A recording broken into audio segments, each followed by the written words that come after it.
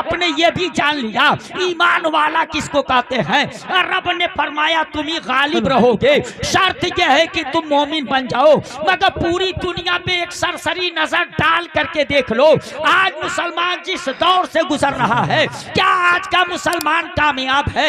आज हमारा वजूद मुसलमानों दुश्मनाने दीन की निगाहों में कांटे की तरह, खार की तरह खटक रहा है, जिसकी वजह से आए दिन मंसूबे बनाए जा रहे हैं कि इस कांटे को रास्ते से हटा करके रास्ता साफ कैसे किया जाए। हमें रास्ते से हटा देने के लिए आए दिन तंजीमें नई नई वजूद में आ रही है, आए दिन प्लानिंग की जा रही है मुसलमानों हमको मिटा देने के लिए, हमको रास्ते से हटा देने के लिए। मगर आप हैं मुसलमानों इस तरह से जलसों में अपनी आकर के खामोश हो गए। दुनिया तो हमें खामोश करना ही चाहती है, दुनिया तो हमारी जुबान को बंद करना ही चाहती है, दुनिया तो हमारी जुबान पे पाबंदी लगाना चाहती है। मगर मैं कहना चाहता हूँ जुबान को बंद करो या हमें असीर करो, जुबान को बंद करो या हमें असीर करो।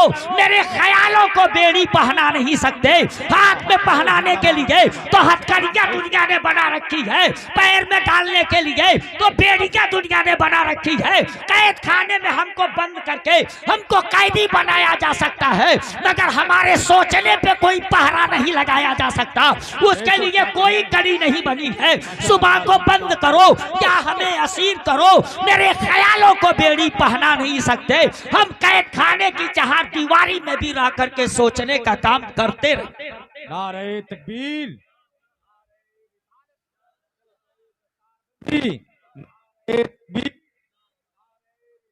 बस थोड़ी सी कमी हमारी है, कैद खाने में जाना ये हमारे लिए बहुत पुरानी बात है। चाइना में भी हम कैदी बन करके गए थे, मगर जिस दिन कैद खाने से निकले, कैद खाने के कैदियों को कलमा पढ़ा करके निकले थे, वहां भी इस्लाम फैलाने का काम हमने किया था। मुसलमानों रूम के हाथों हम लगे थे और रूम वालों के वहां हम पकड़ करके गए थे, कैदी बना करके गए थे। मगर मुसलमानों वहां भी हम पहुंच करके कैद खाने में रह करके भी इस्लाम को फैलाने का काम किए और गैर मुस्लिमों को कलमा पढ़ाने का काम किए। मगर आज ये काम नहीं हो पा रहा है। न हो पाने की वजह क्या है? मुसलमानों पैगंबर इस्लाम सल्लल्लाहु अलैहि वसल्लम के दीवाने वैसे नहीं जाते थे, चाहे वो कैद खाने में जाएं, चाहे वो रूम में कैदी बना करके पहुंचाए जाए। पैगंबर इस्लाम ने उन्हें कुरान दिया था और उनकी जिंदगी को कुरान बना दिया था। मुसलमानों देखने वाले पढ़ने वाले कम होते हैं और देखने वाले ज्यादा होते हैं। कुरान पढ़ने वाले कम थे, मगर कुरान जिनकी जिंदगी बन चुकी थी उन मुसलमानों को देखने वालों की तादाद ज्यादा थी। इसलिए वो जहां पहुंचे दुनिया उनको देख करके इस्लाम कबूल करती थी, दुनिया उनकी सूरत देखती थी, दुनिया उनकी सीरत देखती थी, दुनिया उनका किरदार देखती थी, दुनिया उनके अफाल को देखती थी और देख करके दुनिया इस्लाम कबूल करती। मुसलमानों पैगंबर इस्लाम ने उनको कुरान दिया था और उनकी जिंदगी को कुरान के सांचे में ढाल दिया था। मगर आज अगर हम बुरा दिन देख रहे हैं, ठोकरें खा रहे हैं, तो उसकी वजह जानते हैं क्या है? हम सच्चे पक्के मोमिन नहीं रहे। हमारा ईमान तारे अनकबूत की तरह से है, मकड़ी के जाले की तरह से हो गया। नहीं तो उस तरह से हमारा ईमान होता जैसे वो ईमान वाले थे। वाकया आपने सुना है कि तीन गए थे, तीनों भाई थे, तीन गए थे और रूम में कैदी बनाए गए थे और उन तीनों को कैदी बना करके वहां पहुंचाया गया था। शाहे रूम ने उन तीनों से कहा तुमको क्या चाहिए?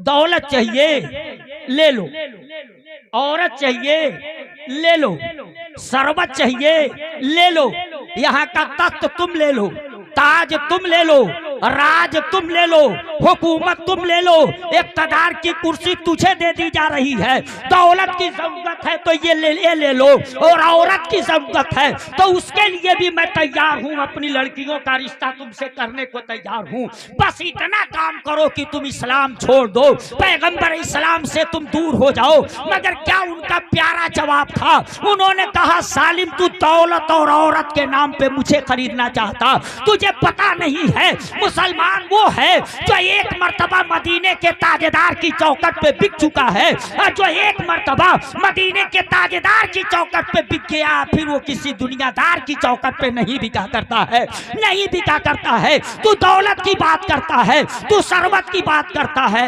ऐसा नहीं हो सकता। जब नबी के दीवाने वो ईमान वाले मुसलमानों कैदी हैं, अपने मुल्क में नहीं हैं, दूसरे के मुल्क में हैं, और वहां इस तरह की बात कही गई मगर वो बदलने को तैयार नहीं हुए, तख्तो ताज को ठोकर मार दिया, दौलत को ठोकर मार दिया, औरत को ठोकर मार दिया, कहा ये नहीं हो सकता, हम मुस्तफा के हैं, मुस्तफा के हैं।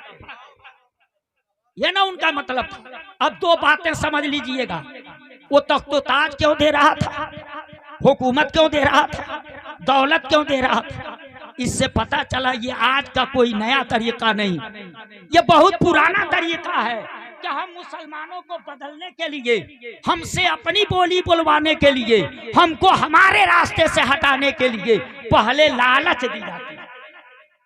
दौलत ले लो, औरत ले लो, सरवत ले लो, ये ले लो, वो ले लो, नौकरी ले लो, मुलाजिमत ले, मगर हमारी बोली बोलो। ये आज का तरीका नहीं, बहुत पुराना तरीका है। उनसे कहा गया ये सब ले लो, बदल जाओ, मगर वो ईमान वाले थे, बदलने को तैयार न हो। तो क्या छोड़ दिया जालिमों ने? छोड़ा नहीं। बस दो बातें महसूस कीजिएगा, छोड़ा नहीं। तब क्या किया? जैतून का तेल मंगवाया, 3 कड़ाहों को रखा, तीनों कड़ाहों में जैतून का तेल भरा, नीचे से आग जलाना शुरू किया और तीनों को वहीं खड़ा किया, और उसके बाद जब कड़ाहों के अंदर तेल जोश मारने लगा तो ऐसी सूरत में तीनों को खड़ा किया और खड़ा करके कहा अब बता, अब अपना रास्ता छोड़ने को तैयार हो कि नहीं, अब इस्लाम छोड़ने को तैयार हो कि नहीं, अब रसूल पाक सल्लल्लाहु अलैहि वसल्लम का कलमा छोड़ने को तैयार हो कि नहीं। तो में एक फैसला कर लो, या तो छोड़ो, नहीं तो खौलते हुए तेल में जाने को तैयार हो जाओ। गोया अब उनको धमकाया जा रहा है। पता चला ये पुराना तरीका है कि पहले तो ये करो, लालच दे करके अपनी बोली बुलवा लो, और अगर लालच से ये नहीं बदलता है तो डराओ, धमकाओ, जान से मार देने की धमकी दो। जैसे कहा गया कि अब तुमको खौलते हुए तेल में डाल दिया जाएगा, मगर कितने मजबूत ईमान वाले थे। उन्होंने कहा था शाखों से टूट जाएं वो पत्ते नहीं हैं, शाखों से टूट जाएं वो पत्ते नहीं हैं हम, तूफान से जाके कह दो कि औकात में रहे। उन्होंने कहा हम खौलते हुए तेल में तो जाने को तैयार हैं, मगर मुस्तफा का दिया हुआ ईमान देने को तैयार नहीं, इस्लाम छोड़ने को तैयार नहीं। जालिमों ने कर दिखलाया, उसमें से एक को खौलते हुए तेल में डाला, और डालने के बाद सोचा दूसरे 2 भाई जो देखे हैं अपने भाई का अंजाम, शायद अब ये डर गए हों, अब इनसे पूछो बताओ तुम भी अपने भाई के पास जाना चाहते हो या इस्लाम छोड़ने को तैयार हो? तो बाकी दोनों ने कहा था तुम जानते हो ये देख करके हम डर गए, अरे तुझे पता नहीं कि हम मुसलमान हैं, समय यकीन के परवाने शोलों से मोहब्बत करते हैं, समय यकीन के परवाने शोलों से मोहब्बत करते हैं, ऐसिस्त हमारी राह से हट हम मौत की इज्जत करते हैं, ऐसिस्त हमारी राह से हट हम मौत की इज्जत करते हैं। उन्होंने कहा हम भी उसके अंदर छलांग लगाने को तैयार हैं, मगर मुस्तफा का दिया हुआ ईमान देने को तैयार है, इस्लाम से हटने को तैयार है। दूसरे को भी खौलते हुए तेल में डाल दिया गया। मुसलमानों जरा सोचो, गौर करो, ये कल के ईमान वाले थे। तीसरा का भी आपने सुना होगा, उसके बाद उसको एक कोठरी में बंद कर दिया गया, उसे बदलने के लिए 1-2 नहीं, खूबसूरत लड़की को मुसलसल 40 रात भेजा गया, सिर्फ इसलिए भेजा गया अपने हुस्न की जाल में इसको फंसा ले और फंसा करके किसी तरह से इसको बदल दे। शाहे रूम इतनी दौलत देगा, इतनी दौलत देगा कि हम कई पुस्तों वक्तों तक बैठ करके खाएंगे मगर वो दौलत खत्म न होगी। मुसलमानों सरामदासा लगा लेना, सोच लेना 40 रात वो गई थी। एक आज का नौजवान है मुसलमानों और एक वो कल का नौजवान था। ये आज ईमान वाला है, वो कल का ईमान वाला था। दोनों में फर्क महसूस कीजिए। बेजान तस्वीरों को देखने के लिए पूरी रात की नींद कुर्बान कर देता है। मोबाइल पर वो अपनी अंगुली खसकाता रहता है, वो देखता रहता है। मगर एक नौजवान था, वहाँ तस्वीर नहीं थी, वो मोबाइल का जमाना नहीं था, वो कमरे में था और उसके कमरे में वो हसीना बन संवर करके बनाव श्रृंगार करके जाती थी ताकि ये नौजवान एक नजर मुझको देखे और मेरे हुस्न की जाल में फंस जाए। मुसलमानों वो जाती थी और उसके वहाँ उसकी चाहत यही थी कि नौजवान मुझको देख करके मुझ पे आशिक हो जाए, मेरा दीवाना हो जाए और तब मैं इससे जो चाहूंगी वो मनवा लूंगी, जो चाहूंगी वो मनवा लूंगी। 40 रात गई मगर नौजवान नजर उठा के देखा तक वो जाती इसीलिए न थी कि बदल दिया जाए इसको, मगर वो नबी का दीवाना बदलेगा क्या?